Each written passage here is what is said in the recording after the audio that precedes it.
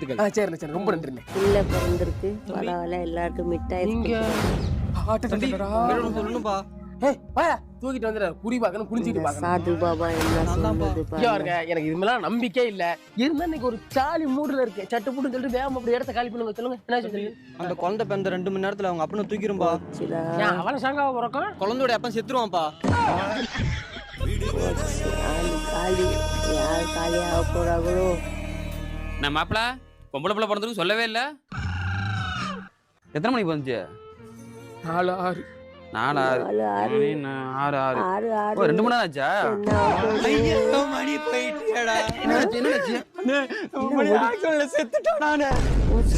யாரும் செத்து போயிட்டாங்க. ஐயோடே அடுத்து நான் சாகணும்.